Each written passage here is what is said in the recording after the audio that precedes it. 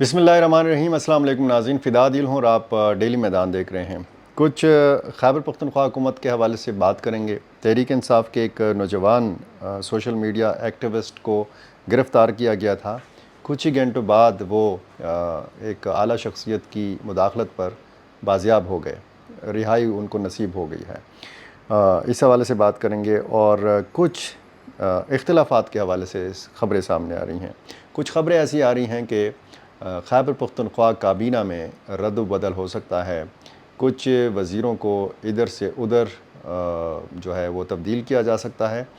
कुछ के कलमदान तब्दील किए जा सकते हैं। कुछ की ज़िम्मेदारियाँ जो हैं वो वापस ली जा सकती हैं। कुछ नए लोग तैयार हैं, वो हिस्सा ले सकते हैं, वो काबीना का हिस्सा बन सकते हैं और इसके लिए भरपूर लॉबिंग चल रही है। किसी एक ग्रुप के हवाले से भी ख़बरें जो हैं वो गर्दिश में हैं। इन सारे हवालों से बात करेंगे। कुछ अफ़गानिस्तान के हवाले से बात होगी।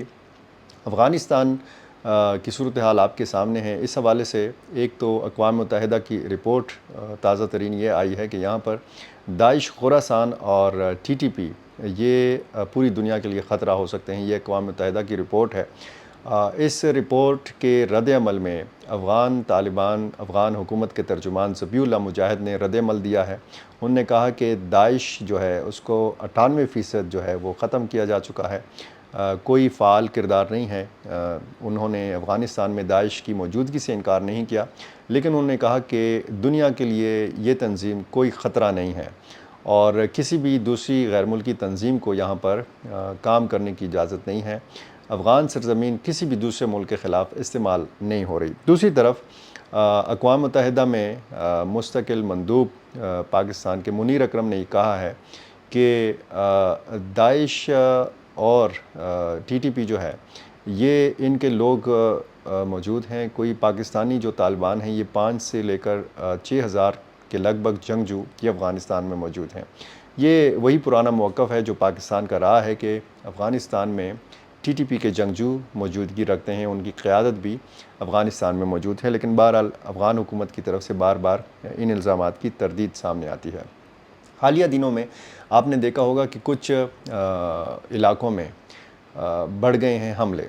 एक तो खैबर पख्तूनख्वा के जनूबी रीजन के हवाले से अगर आप बात करें, बन्नू और डेर इस्माइल ख़ान, तो यहाँ पर बहुत ज़्यादा हमले होते रहे हैं। टांक, लकी मरवत, बन्नू, डेर इस्माइल ख़ान, जनूबी वज़ीरिस्तान, शुमाली वज़ीरिस्तान में जो 2 दिन पहले हमला हुआ तीरा में, ये बड़ा ख़तरनाक हमला था और सिक्योरिटी फोर्सेस के ऊपर 3 अतराफ़ से हमला किया गया और इस हमले के हवाले से शवाहिद ये बताते हैं कि ये 2 मुख्तलिफ़ ग्रुपों ने मिलकर ये कार्रवाई की। एक तो TTP के हवाले से कहा जाता है कि ये अलग से ऑपरेट करती है और हाफ़िज़ गुल बहादुर ग्रुप जो है ये अलग से ऑपरेट करता है, लेकिन ये ज़्यादातर इसकी जो कार्रवाइयाँ होती हैं ये खैबर पख्तूनख्वा के जनूबी रीजन में होती हैं, बन्नू में, शुमाली वज़ीरिस्तान में। लेकिन ये जो वादी तीरा का हमला था, इसमें कमांडर तारिक आफरीदी के हवाले से बताया जाता है कि ये हाफ़िज़ गुल बहादुर ग्रुप का बंदा था, लेकिन इस हमले में TTP के लोगों ने भी साथ दिया। तो ये इन 2 ग्रुपों का इत्तेहाद या इन 2 ग्रुपों का जो इकट्ठ है ये भी पाकिस्तानी फ़ोर्सेस के लिए, पाकिस्तानी इदारों के लिए ज़ाहिर है कि तशवीश की बात है। और साथ साथ 2 दिन पहले जो हमला हुआ बन्नू में सीपेक रोड के ऊपर, सीपेक मंसूबे का ये हिस्सा है, डेर इस्माइल ख़ान से रोड से लेकर बका खेल तक ये जितने भी मिरियान, हवेद, दरीस, ये जो इलाके हैं, ये इसमें नोरड का इलाका ये इसमें कवर होते हैं और इस इलाके पर कहा जाता है कि मिलिटेंट्स के एक ग्रुप और पुलिस के माबैन फायरिंग हुई, फायरिंग का तबादला हुआ। इसमें फिर एक आम शहरी का बाहर हो गया था और ऐसे तो उनके 2 मुहाफ़िज़ों समेत 8 अफराद जिनमें आम शहरियों की तादाद ज़्यादा थी वो ज़ख्मी हो गए और मिलिटेंट्स जो है इस कार्रवाई के बाद फ़रार हो गए। ये आपको पता है कि 19 जुलाई को एक अमन मार्च हुआ था बन्नू में और ये कहा जा रहा है कि बाकायदा इस अमन मार्च के रद्द-ए-अमल में कार्रवाइयों का आगाज़ जो है ये किया गया। इससे पहले थाना हवेद की बन्नू ही की हदूद में एक पुलिस चौकी पर हमला किया गया था और उसमें एक पुलिस कांस्टेबल को शहीद किया गया था। ये तो कुछ सिक्योरिटी के मामलात हैं और ظاہر ہے کہ حملے بڑھ رہے ہیں. ایک طرف ارشد ندیم کے حوالے سے جشن منایا جا رہا ہے, ان کا بھرپور استقبال آپ دیکھ رہے ہیں, تو دوسری طرف جب یہ پوری قوم جشن منا رہی تھی, جب ارشد ندیم اولمپکس کا ریکارڈ قائم کر رہے تھے جیولن تھرو میں 92.97 کی لمبائی سے انہوں نے جو ہے وہ تھرو پھینکا, تو دوسری طرف یہ حملے ہوتے رہے.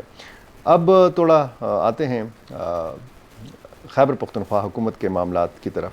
خبریں یہ ہیں کہ پی ٹی آئی میں اختلافات ہیں, خیبر پختونخوا حکومت میں اختلافات ہیں, اور بہتر کارکردگی نہ دکھانے والے جو وزراء ہیں ان سے ان کے قلمدان واپس لیے جا سکتے ہیں, یہ امکان ظاہر کیا جا رہا ہے ان خبروں میں. اب ان خبروں میں صداقت کیا ہے, اصل کہانیاں کیا ہیں, یہ تو ظاہر ہے کہ آنے والے دنوں میں تب پتہ چلے گا جب اس قسم کے فیصلے باقاعدہ طور پر سامنے آئیں گے, کیونکہ فی الحال یہ خبریں جو ہیں صرف خبریں ہی ہیں.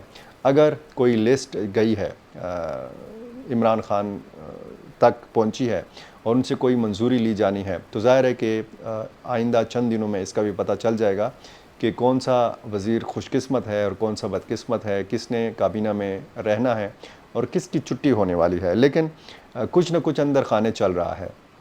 لابنگ جو ہے وہ بڑی تیز ہو گئی ہے, اور یہ بھی کہا جا رہا ہے کہ علی امین خان گنڈاپور کے خلاف پارٹی کے اندر ایک بڑا گروپ جو ہے وہ وجود میں آ چکا ہے. جس طرح ہم نے محمود خان کے زمانے میں دیکھا تھا, جب وزیر اعلیٰ محمود خان کے خلاف ایک سرگرمی ہوئی تھی, باقاعدہ ایک گروپ بنا تھا, عاطف خان, شہرام ترقی, شکیل خان آج بھی وزیر ہیں, اور شہرام ترقی کے بھائی فیصل ترقی آج بھی وزیر ہیں.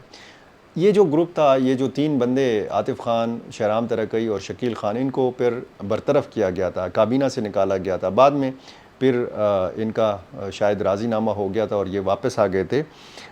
لیکن جو سینٹ الیکشن آنے والا ہے, اس سے پہلے یہ خبریں بہت ہی تشویشناک ہیں خیبر پختونخوا حکومت کے لیے, اور خصوصاً علی امین خان گنڈاپور کے لیے. اور ان کے بھائی کے حوالے سے کہا جاتا ہے,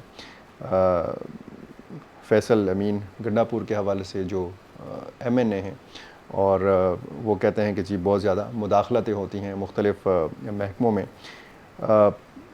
25 ایم پی ایس کے حوالے سے بتایا گیا ہے, اور 15 ایم این ایس کے حوالے سے کہ ان کا کوئی ایسا گروپ ہے کہ جو متحرک ہو چکا ہے, اور پارٹی کے معاملات کے حوالے سے اور صوبائی حکومت کے معاملات کے حوالے سے ان کے بہت زیادہ تحفظات ہیں, اور یہ اپنے تحفظات پہنچانا چاہتے ہیں عمران خان تک, لیکن ان کی شاید رسائی نہیں ہے.